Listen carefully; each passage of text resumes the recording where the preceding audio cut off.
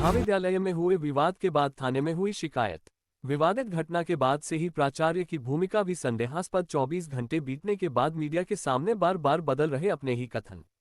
मध्य प्रदेश के सिवनी जिले के केवलारी स्थित सोमवार को शासकीय कला एवं वाणिज्य महाविद्यालय केवलारी में हुए सह प्राध्यापक एवं चतुर्थ श्रेणी कर्मचारी के साथ हुए विवाद का मामला थाने तक आ पहुंचा, जहां थाना प्रभारी केवलारी CS उइके ने मौखिक रूप से जानकारी देते हुए बताया कि शास कला एवं वाणिज्य महाविद्यालय के प्राचार्य SN देहरिया द्वारा एक शिकायत प्राप्त हुई है, जिसमें सहा प्राध्यापक व चतुर्थ श्रेणी कर्मचारी के साथ विवाद दिनांक 1 अप्रैल 2024 को हुआ, जिसको लेकर पुलिस जांच में जुट गई है। दोनों पक्षों से पूछताछ के बाद ही उक्त विषय के निष्कर्ष तक पहुंच पाएंगे, क्योंकि जानकारी में महाविद्यालय के CCTV फुटेज खंगालेंगे तो जानकारी अपने आप सामने आ जाएगी। उक्त विवादित घटना महाविद्यालय से जुड़ी हुई है, जहां विद्यार्थी सदाचार अनुशासन का पाठ पढ़ाया जाता है। वहां इस तरीके का विवाद होना कहीं ना कहीं महाविद्यालय के वातावरण को खराब कर रहा है। जनचर्चा में तो ये कहना केवलारी महाविद्यालय में कोई न कोई विषय को लेकर विवाद पिछले 1 वर्ष से हो रहे हैं, जिसको लेकर सख्त कार्यवाही न करके मामलों को दबा दिया गया। इसलिए इस बार पुलिस थाने तक बात पहुंच गई। पहले की गई होती कार्यवाही तो ऐसा कुछ नहीं होता।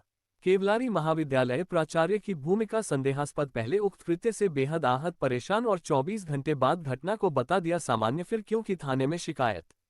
उक्त विवादित घटना होने के दिन प्राचार्य ने अपने कथन को बदल दिए। आगे घटना के दिन मीडिया से बात करते हुए उक्त कृत्य पर शर्मिंदगी और अपने आप को मानसिक प्रताड़ित एवं आहत बताया था और अधिकारियों से मार्गदर्शन लेकर कार्यवाही करने की बात कही। जब यह विषय अखबार ने प्रमुखता से छापा तो वही दिन बदलते अपने कथन को बदलते हुए एकमात्र स्थानीय अखबार में जारी कथन में उक्त विवादित घटना को सामान्य बताते हुए समझाइश की बात कही। फिर ऐसा क्या हुआ कि विवादित घटना के संदर्भ में पुलिस थाने में शिकायत प्राचार्य को करनी पड़ी? कहीं ना कहीं संदेह होता है कि उक्त दोनों पक्षों के बीच हुई विवादित घटना में कहीं ना कहीं प्राचार्य की भूमिका संदेहास्पद है।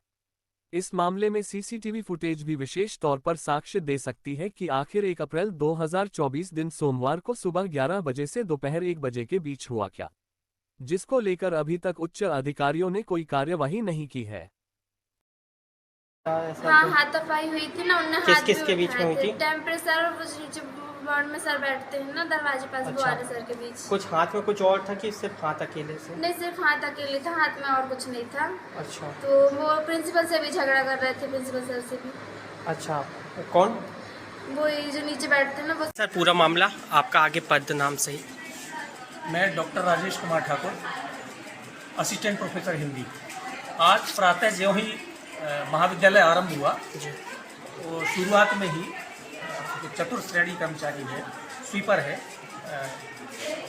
राम कुमार रक्सेल, और हमारे स्टाफ में अंग्रेजी विभाग के असिस्टेंट प्रोफेसर हैं डॉक्टर मनोज कुमार टेमरी, इन दोनों के बीच में बातचीत से शुरू होते होते हाथापाई तक माहौल पहुंच गया। और जिस तरह की ये अप्रिय घटना हुई है बड़ा ही चिंताजनक है और कॉलेज की गरिमा के खिलाफ है। हमारे प्रिंसिपल साहब तो बहुत ही संजीदा व्यक्तित्व के हैं हमारे, मैंने पहले ही बताया।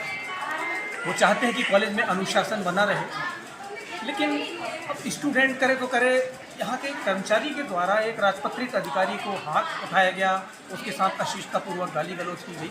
ये बड़ी चिंताजनक बात है और प्राचार्य भी इसके चश्मदीद हैं, कुछ स्टूडेंट भी, छात्र छात्राएँ भी। तकरीबन कितने समय का मामला है सर? मैं भी इसका प्रत्यक्षदर्शी हूँ, चश्मदीद गवाह हूँ। तकरीबन कितने समय का मामला है? लगभग 11:15 बजे की बात है। कॉलेज 11 बजे खुलता है। अच्छा। और 11:15 बजे ये वारदात हुई और किसी बात को लेकर यदि सर स्टाफ में क्या वातावरण है? या मतभेद है तो बैठ के प्रिंसिपल साहब के चैम्बर में प्रिंसिपल साहब के संज्ञान में लाके ये सुलझाना था। बैठ के ये मसला सुलझाया जा सकता था और सुलझाया जाना चाहिए। मतभेद होते हैं लेकिन मनभेद नहीं होना चाहिए। और हाथापाई और गाली गलौज तो ये बहुत ही ज़्यादा अशिष्टता है।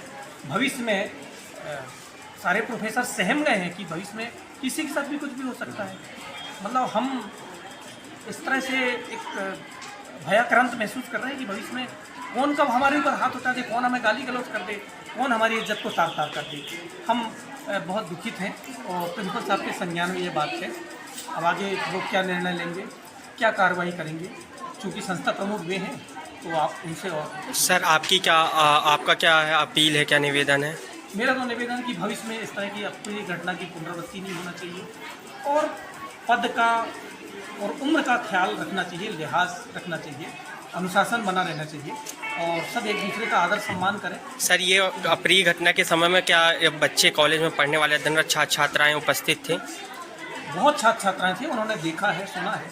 उनके किशोर अवस्था में है वो, उनके मनोविज्ञान पे क्या असर पड़ेगा, उनके जहन में इसका क्या प्रतिकूल प्रभाव पड़ेगा, उनकी शिक्षा पे, उनके आचार विचार, उनकी संस्कृति, उनके कॉलेज के प्रति उनकी क्या धारणा बनेगी, बड़ा ये गंभीर मुद्दा बन रहा है। सर, कौन सी क्लास के बच्चे अध्ययनरत खड़े वहाँ पे? लगभग सभी क्लास के। सभी क्लास के। ठीक है सर, धन्यवाद। लेकिन आज जो घटना हुई महाविद्यालय में, जो कृत्य हुआ, उसके लिए मुझे बहुत ही ठेस लगी है। मैं मानसिक रूप से बहुत प्रताड़ित हूँ और मैं इसको महाविद्यालय के जो उच्च शिक्षा का वातावरण है, इसे दूषित मानता हूँ। लेकिन ये सभी कर्मचारी अधिकारियों को अपने अपने पद की गरिमा के खिलाफ अपने अपने पद की गरिमा के अनुसार कार्य करना चाहिए। किसी को आज का जो कृत्य हुआ है, ये इससे मेरी मानसिक वेदना हुई है मुझे व्यक्तिगत, और एक प्रचार होने के नाते मतलब छात्र छात्राओं में अच्छा संदेश नहीं गया है और इसके लिए मैं बड़ा दुख व्यक्त करता हूँ, अपने आप में ग्लानि व्यक्त करता हूँ कि महाविद्यालय में ऐसा वातावरण, सुखद वातावरण को मतलब दूषित करने का प्रयास किया गया। सर, आगे क्या कार्रवाई करें? मैं अपने उच्च अधिकारियों को इस संबंध में से मार्गदर्शन लेके और उनको पत्र भी लिख रहा हूँ, मार्गदर्शन भी ले रहा हूँ। जी सर।